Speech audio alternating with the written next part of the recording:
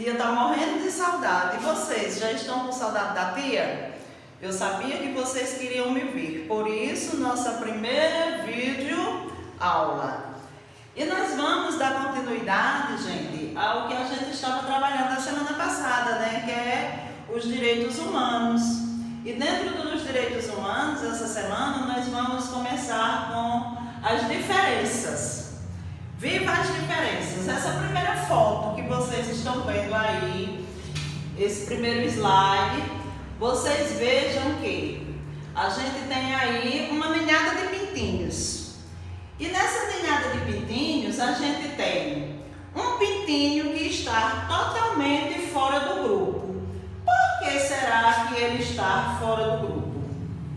Vamos descobrir lá na frente? Muito bem.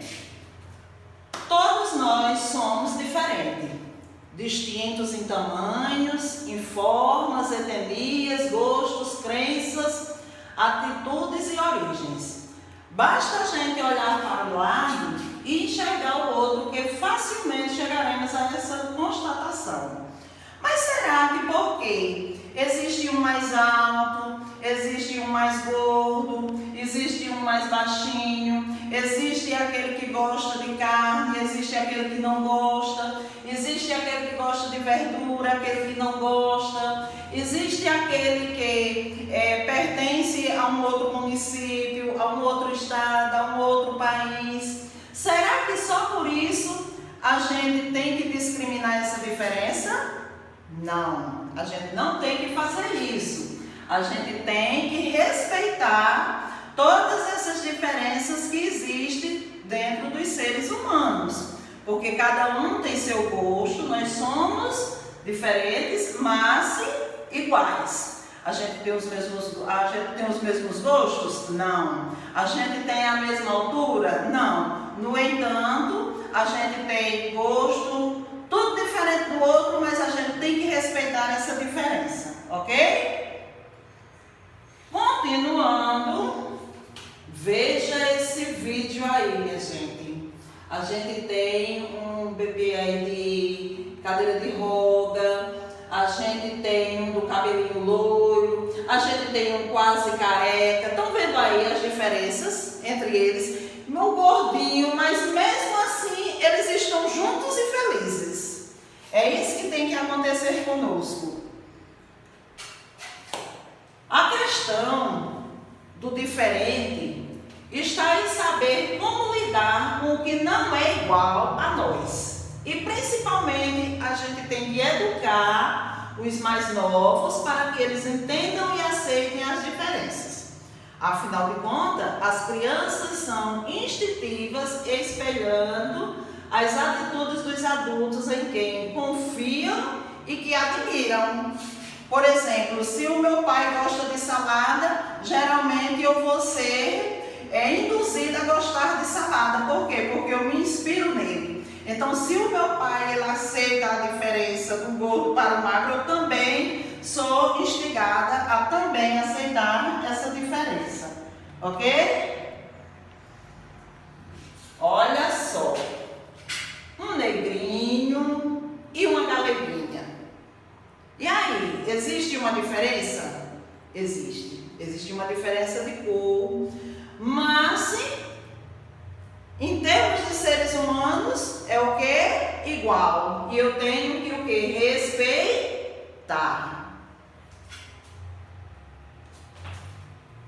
O comportamento humano, gente, ele é pautado em exemplos, que quando bem estruturado na infância, ou seja, quando a gente é criança, forma cidadãos mais conscientes, ou seja, quando a gente é criança, a gente recebe determinados valores, recebe determinados respeitos, que estrutura a gente quando a gente chega na vida adulta.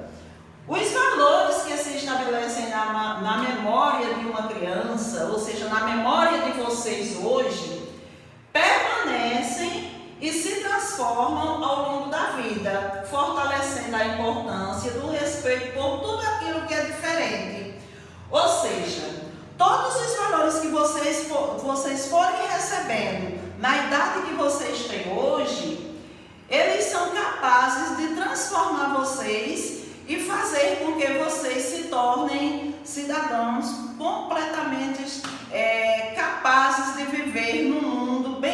estruturado, certo? Viver em paz, em família, respeitando o outro, respeitando o colega, respeitando a mãe, respeitando o pai, respeitando a sociedade que vocês estão, certo? Olha só, comportamento humano. A gente vive de comportamento, né? A gente tem o comportamento que a gente recebe. O pai da gente é quem nos dá esse comportamento, ou seja, a nossa família é quem nos dirige para os bons comportamentos. Se o meu pai, a minha mãe me deu um bom comportamento, então hoje eu tenho um bom comportamento. Mas se papai e mamãe não dão um bom comportamento, é claro que vocês não vão ter esse comportamento adequado que a gente precisa. Viver com as diferenças pode ser algo fácil, se defendido e ensinado desde os primeiros traços de entendimento. Para tanto, o diálogo e as demonstrações práticas são essenciais para que as crianças, ou seja, para que vocês, na idade que vocês estão hoje, compreendam que a igualdade está presente mesmo onde há diferenças.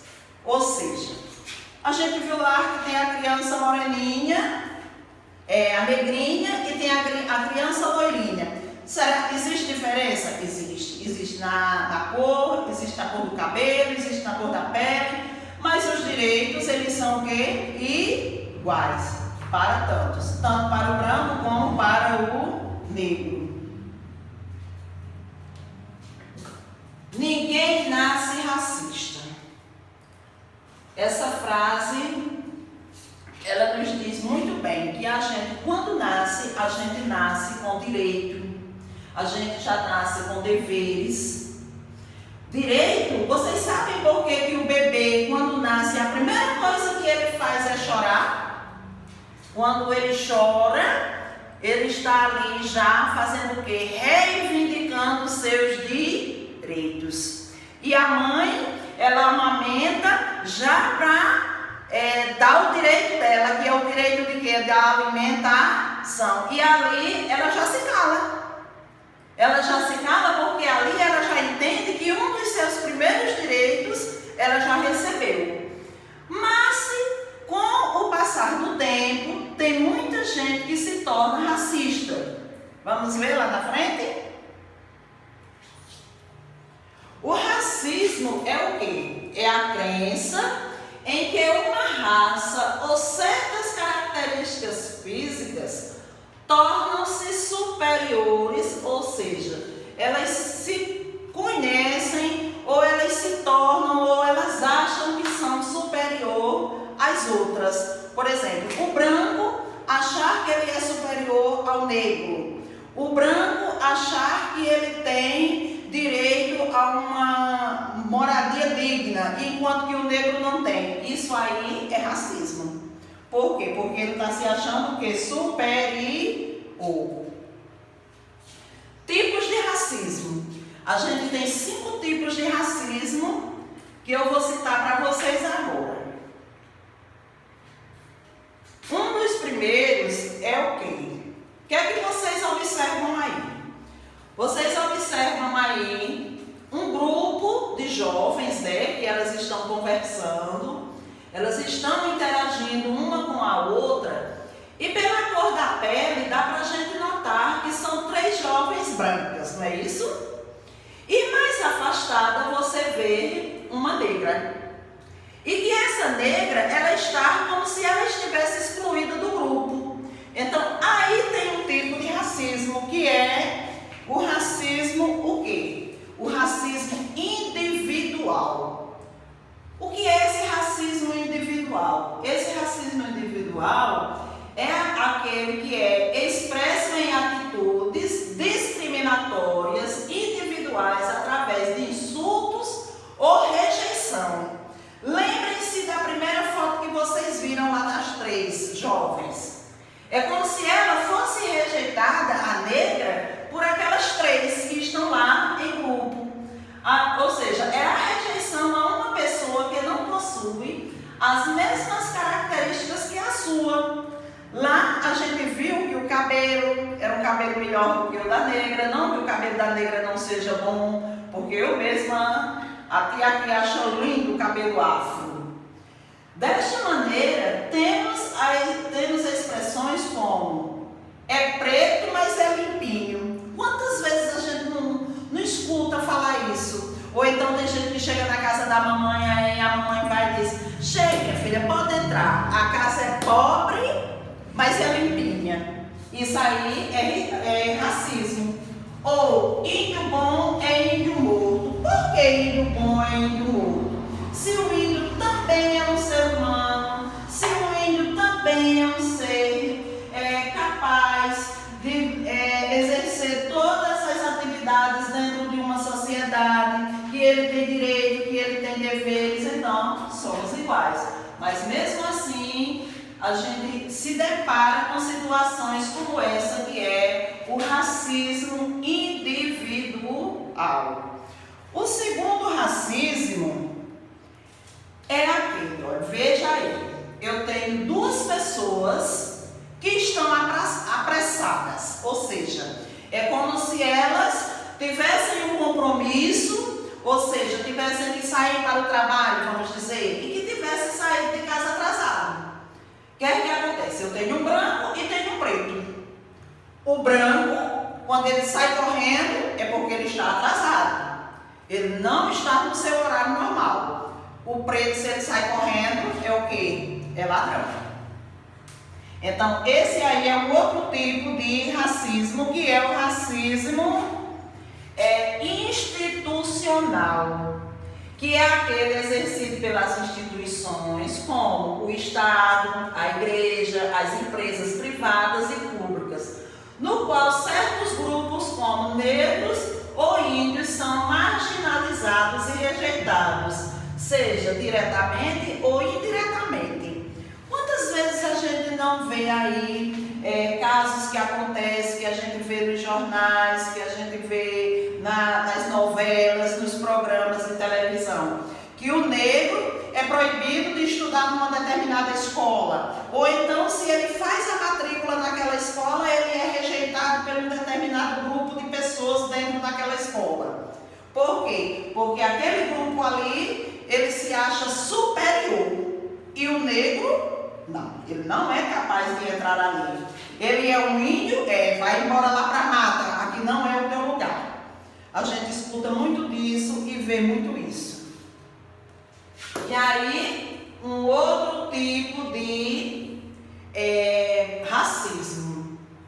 Veja que a gente tem aí uma cultura onde a gente tem duas baianas.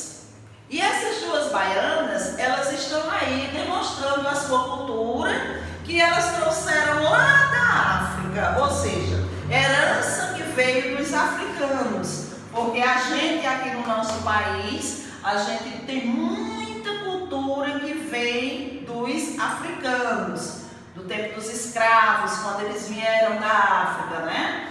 Mas mesmo assim, a gente vê que no centro a gente tem uma mulher branca que ela não tem nada a ver com a cultura africana. Então, aí é um outro tipo de racismo, que é o racismo cultural. Que resulta em que esse cultural? Resulta na crença que existe superioridade entre as culturas existentes, no amplo sentido que cultura engloba religião, costumes, línguas, entre outras. O racismo cultural, ele foi muito usado para justificar, ou para justificativa para a colonização e denominação dos territórios, desde a antiguidade. Por exemplo, um exemplo para vocês aqui. Todos vocês aí sabem que quando o Brasil foi descoberto, não, porque coberto ele não estava, ele já existia. Aqui já existia um povo. Quem eram os povos que existiam aqui? Os índios. Mas quando os portugueses chegaram no Brasil, a primeira coisa que eles fizeram foi o quê? Foi esse racismo cultural. foi deixar a cultura, os costumes, a língua, a religião dos índios, aonde eles impuseram a sua cultura, achando que a cultura do índio não era legal, a cultura do índio não era viável para o país. E aí eles forçaram ele. É tanto que a primeira missa que houve no Brasil foi justamente para os índios. E foram os portugueses que trouxeram isso. Então, isso é a cultura, ou melhor, o racismo cultural, que é onde você impõe uma outra cultura, ou você inclui uma outra cultura, querendo banalizar a cultura já existente de um determinado povo ou de uma determinada sociedade. E aí a gente tem um outro tipo de racismo. Vejam que essa mulher morando aí num lugar muito elegante. O que será que acontece aí? Um outro tipo de racismo, que é o racismo comunitarista. O conceito de comunitarismo ganhou força nos anos 80, em contraposição ao individualismo. Este defende que a comunidade é mais importante que o indivíduo em si. Ou seja, a comunidade é mais importante do que os seus moradores. Dessa maneira, o racismo comunitário está ligado ao pensamento contemporâneo e ao nacionalismo. Ele torna-se racista na medida que sempre privilegia a sua comunidade em detrimento de outra comunidade. Ou seja, a minha comunidade ela é mais importante do que a comunidade de fulano. Não, tem isso que é para vir para a minha comunidade e tem que vir para a comunidade de fulano. Mas aí eu olho para a comunidade de Maria e digo, não, vai para a comunidade de Maria, vai. Mas aquilo que está indo para a comunidade de Maria é melhor do que o que está vindo para a minha. Então eu não quero que vá para lá. Eu quero que venha para a minha. Por que eu estou querendo que venha para a minha? Porque aí eu estou aplicando o racismo comunitarista, que é quando você acha que a sua comunidade é que tem que ser a mais privilegiada. É aonde você acha que ela tem mais privilégio do que outras. E como consequência, o racismo comunitarista se dirige a um grupo como aldeia indígena, uma comunidade quilombola e não só aos indivíduos específicos. E a gente vê muito também, por exemplo, uma comunidade quilombola, ela se acha mais importante do que a outra comunidade. E acha importante não a comunidade em si, a comunidade, o território e o indivíduo, mas sim somente aquela parte do território e não o indivíduo. A aldeia indígena é outro espaço também, né, onde se vê esse racismo comunitarista. E agora, José, racismo ecológico. Vamos voltar aqui desse racismo ecológico. A gente vê uma criança aí, né, minha gente, dentro de um lixão. Será que a gente tem a presença de lixão no nosso município, no nosso estado, na nossa comunidade, vizinha à nossa casa? Será que a gente tem isso aí? Então aí também mora um racismo, que é o racismo ecológico, ou seja, o ambiental. Esse racismo, ele é detectado quando as populações periféricas, elas não recebem o mesmo tratamento que uma área central. Ou seja, quando o centro da cidade de Desterro recebe um tratamento e a comunidade lá do alto, lá da caixa d'água, lá das casinhas, lá do Conjunto Cruzeiro, não recebe o mesmo tratamento. Ou seja, um exemplo disso são as desapropriações realizadas de maneira arbitrária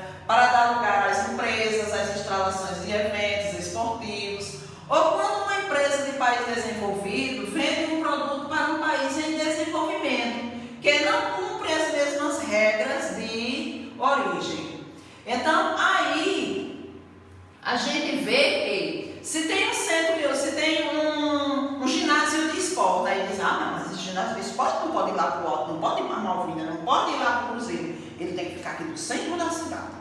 Porque o centro da cidade é o lugar onde todo mundo passa, é o lugar onde todo mundo vê.